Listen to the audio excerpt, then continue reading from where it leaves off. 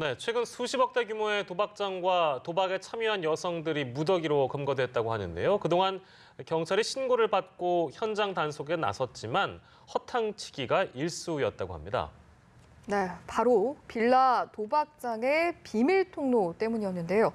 자세한 내용 전지현 변호사와 함께 짚어보도록 하겠습니다. 어서 오세요. 안녕하세요. 네, 이 도박 문제도 근절하기가 참 어려운 문제인 것 같습니다. 잊을만 하면 또 들려오는 게 이제 이런 내용인데 비밀 통로를 만들었다, 빌라 세 채를 연결했다. 이게 어떤 사건인가요?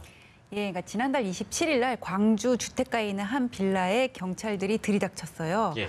이게 신고가 들어왔기 때문인데 이 사건과 관련해가지고 지난해 2월에도 국민신문고에 제보가 올라왔습니다. 근데 예. 제보된 내용을 보면은 주택가인데 밤만 되면은 왜 우리가 화투 칠 때 탁 하는 소리 있잖아요. 부딪히는 소리. 예. 그 소리가 이렇게 메아리가 쳐가지고는 밤이 되면 또 소리가 크게 들리잖아요. 예. 그런 소리가 온 동네 골목길에 울려 퍼진다는 거예요. 그리고 수상한 사람들이 이렇게 드나들기도 하고 낯선 사람들이 네네네네. 그리고 매서운 눈초리로 지나가는 사람들을 감시하기도 한다는 거예요. 이런 제보가 올라오고 나서 예. 같은 해 이제 10월에도 112에 같은 내용의 신고가 7차례 접수가 된 겁니다. 예. 여기까지 말씀을 드렸으면은 경찰이 왜 들이닥쳤는지 이제 이해가 가시겠죠? 네네네. 도박죄였어요. 예. 경찰이 들이닥치니까는 그 안에서 수십 명의 40대부터 60대 여성들이 도박을 하고 있었다고 합니다. 그런데 저희가 앞서 이야기했고 그리고 조금 전까지 화면에도 나갔었는데 이 비밀 통로 때문에 사실은 검거가 쉽지 않았다고 하거든요. 네, 경찰들이 지금 이 사건을 접하고 나서 2달 동안 잠복 근무를 했다 그래요. 왜냐하면은 이 도박죄 같은 경우에는 도박을 치고 있는 현장을 잡아야 되거든요. 예. 이 사건 같은 경우에 신고를 받고 뭐 어딘지 알고 출동을 했지만은 번번이 허탕을 쳤던 거예요. 왜냐하면은 이 사람들이 그럴 수밖에 없었던 게 뭐냐면은 CCTV를 밖으로 이렇게 해놓고 안에서 그 TV 모니터로 이걸 볼 수 있게 한 거예요. 그래서 경찰이라든지 자기네들이 그 이미 섭외를 한 사람이 오는 게 아니라면은 예. 이미 이걸 다 치웠던 거예요. 근데 어떻게 이렇게 다 빨리 치울 수 있었느냐? 예. 이 사람들이 빌라를 이렇게 붙어 있는 거를 세 채를 샀어요. 그러니까 301호, 302호, 202호. 그런데 202호랑 302호를 이렇게 천장을 뚫어가지고는 계단으로 연결을 해놓고 예. 301호랑 302호는 벽을 뚫어가지고는 이렇게 개구멍처럼 사람이 이렇게 기어가지고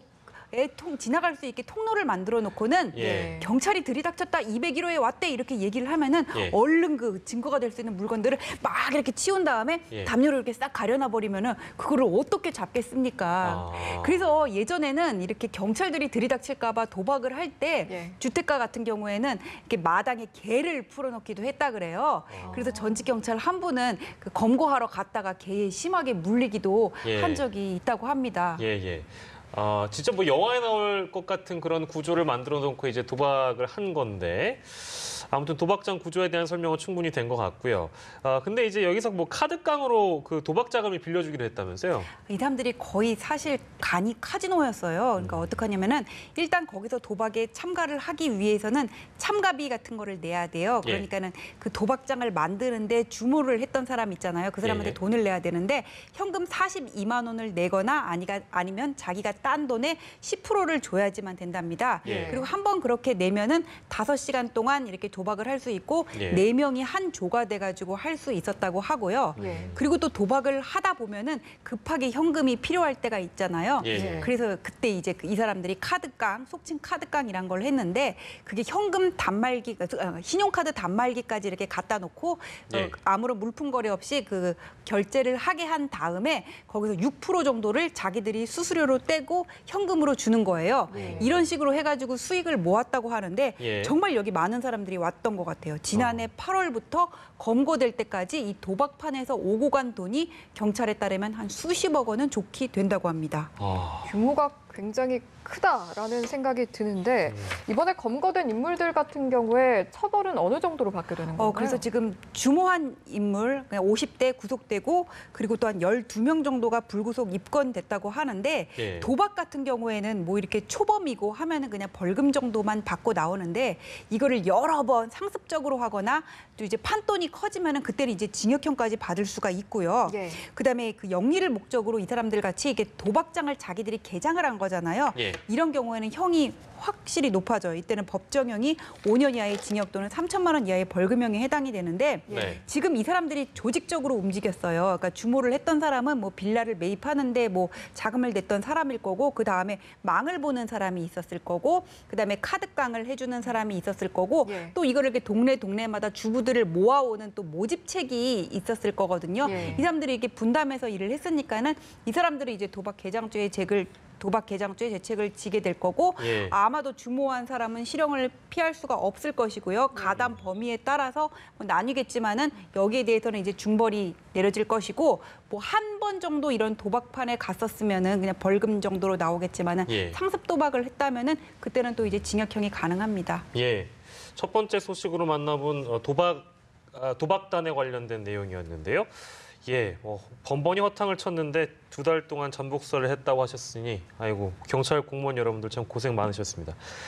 두 번째 주제로 넘어가겠습니다. 이번에는 저희가 리포트로 보여드렸던 김학의 전 차관과 관련된 내용인데요.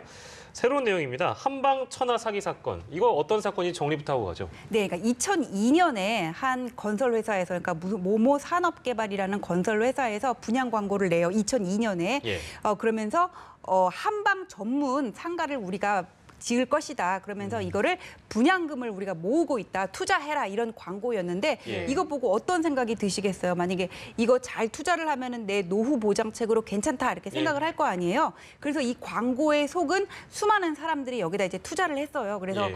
총 투자금이 한 70억 정도가 모였다 그래요. 예. 근데 이 상가도 날림으로 지었을 뿐만 아니라 2006년에 준공이 됐는데 그 이후로도 제대로 입주가 안 됐다는 겁니다. 근데 애초에 뭐라고 광고를 했어요? 이거를 뭐 한방 전문 상가로 개발을 하겠다고 얘기를 한 거잖아요. 예. 그래서 이 투자들이 그 회사의 대표를 이제 사기와 회사 돈 그러니까 분양금 모인 거 70억 원을 횡령한 혐의로 예. 고소를 했어요. 예. 근데 이 회사의 대표가 누구였냐면은 지금 예. 김학의 사건의 윤중천 씨거든요. 예. 이 사건 고소는 총 3번에 걸쳐 이루어졌다 그래요. 2007년에 북부지검, 2008년에 중앙지검, 그다음에 2010년에 또 이제 추가 고소가 이루어졌었는데 예. 예. 앞에 2개, 2007년하고 2008년에 있었던 거는 증거가 없다. 그래가지고 증거 불충분 무혐의 결정이 나버렸고 예. 뒤에 2010년에 고소를 했던 거는 공소시효 7년이 이미 지났다 그래요. 이때는 이제 이 피해자들이 70억 중에 17억을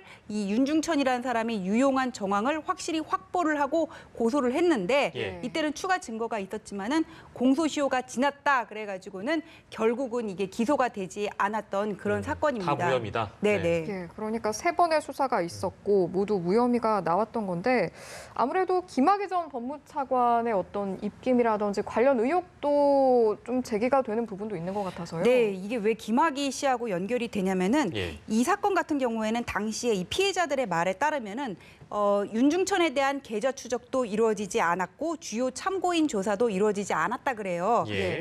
그래서 이 사람들이 이제 2008년에 불기소 결정을 받고 2011년에 이제 재고소를 하기 전에 한 검사하고 면담을 했는데 본인도 이해가 되지 않는다 그러면서 추가 증거를 가지고 와봐라 이렇게 얘기를 했다고 하거든요. 한 번 예. 불기소 결정이 이루어지면은 뭐 다시 재수사가 불가능한 건 아니지만 추가 증거가 있을 때 이게 움직여요. 예. 그래서 이제 그 검사도 이상하다고 그런 얘기를 했다고 그렇게 얘기를 하고 있고요. 그리고 또 이 피해자들 말에 따르면은 개발비 유용 사실에 대해서 나는 모른다 이렇게 윤중천이 당시에 진술서를 작성을 했는데 이 진술서를 작성했던 변호사가 김학의 씨가 춘천지검장으로 있을 때 그 밑에 있었던 검사다 지금 이렇게 얘기를 하고 있고요. 예. 그리고 지금 우리가 지금 김학의 씨에 대해서 알고 있는 거는 성접대를 받았는지와 성접대를 받았다는 거하고 그다음에 또 추가 진술에 보면은 흰 봉투를 받는 거를 돈으로 보이는 흰 봉투를 받는 거를 봤다 이런 진술까지 나왔는데 예. 이런 거를 왜 받았겠어요? 왜 주고받았겠어요? 뭔가 대가 관계가 있으니까 주고받았다는 거 아니에요? 그래서 예, 혹시 예.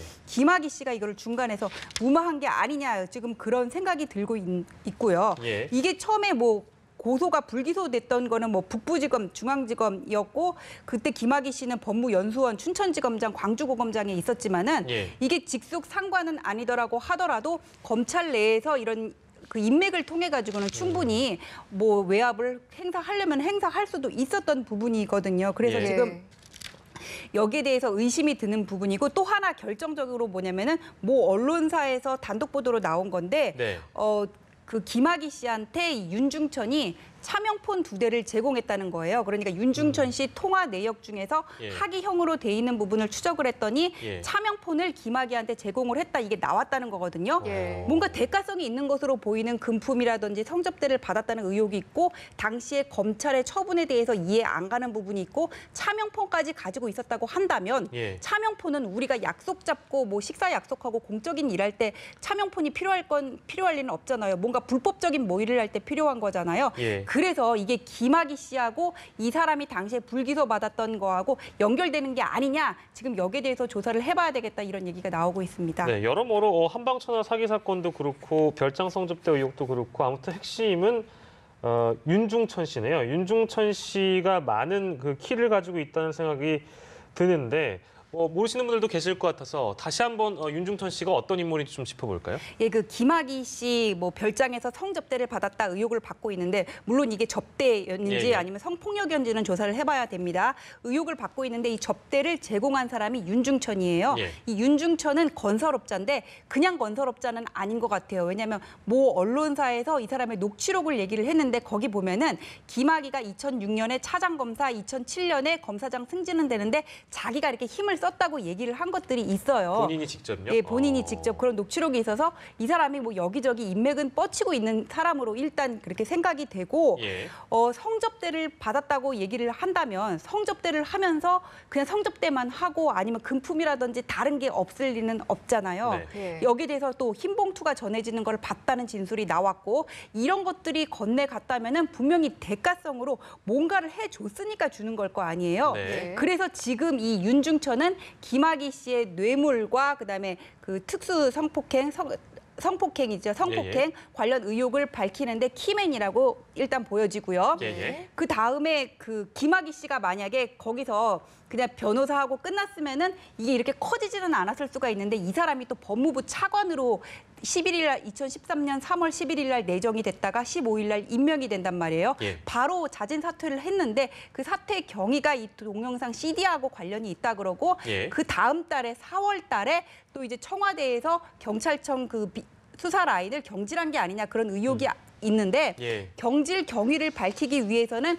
당시 경찰이 가지고 있었던 사실의 실체가 뭔지를 알아야 되는 거잖아요. 예. 그래서 이 윤중천 씨는 여기까지 참고 인물로 지금 지목이 되고 있습니다. 여기저기 지금 이 사건과 관련해서 직권 남용부터 해가지고 청와대까지 다 얽혀 있는데 예. 여기에서 지금 키맨이 될 수 있는 사람, 이 연결고리를 풀 수 있는 사람은 바로 이 건설업자 윤중천 씨예요. 예. 예, 여러 가지 의혹들이 참 많은데 김학의 전 차관 사건 이제 다시 조사를 하게 되니까요. 좀 명명백백하게 밝혀지는 계기가 됐으면 좋겠습니다.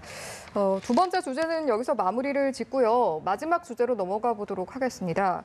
지금 낙태죄 위헌 소송 이르면 다음 달쯤에 결론이 날 것으로 보이는데 현행법상으로 봤을 때는 낙태죄가 지금 어디까지 적용이 되는 걸로 돼 있었는지도 다시 한번 좀 짚어볼까 봐요. 낙태를 하는 게 완전히 불가능한 건 아니고 예를 들어서 뭐 친족 간의 임신이라든지 아니면 성폭행으로 임신이 된 경우 아니면 엄마의 생명이 위험한 경우에는 낙태를 할 수가 있어요. 근데 그 네. 이외의 경우에는 낙태를 못 하고 예. 낙태를 한 경우에는 임산부의 경우에는 자기 낙태죄라 그래서 1년 이하의 징역 또는 200만 원 이하의 벌금, 그다음에 낙태를 해준 의사의 경우에는 2년 이하의 징역형에 처한다.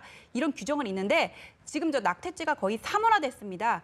그러니까 집계되는 것만, 실제는 몰라요. 집계되는 것만 1년에 5만 건 정도의 낙태가 행해진다고 하는데 예. 낙태죄로 기소가 되는 사례는 1년에 10여 건 정도라고 보거든요. 예. 그러니까 기소가 된다고 하더라도 대부분 선고유예 정도로 끝난단 말이에요. 예. 그러니까 사실상 이런 법 조항은 있는데 거의 처벌은 안 이루어지고 있었는데 예. 지난해에 이제 정부에서 낙태를 강행한 의사에 대해서 면허정지 처분을 하겠다 이런 행정규칙을 발표를 하니까는 예. 지금 이게 논란이 지금 점화되고 있는 거죠. 현실적으로는 이제 사문화된 법 조항일 수 있습니다만 왜 이렇게 팽팽할까라는 생각도 한편으로 듭니다. 워낙에 이제 길고 긴 논쟁이 있었기 때문에 찬성과 반대 각각의 논거는 어떻습니까? 일단 낙태죄가 유지돼야 된다 이렇게 보는 입장에서는 엄마의 그런 자기 결정권이 중요한 만큼 뱃속에 아직 태어나지 않았지만 그 아이도 생명을 가지고 있잖아요.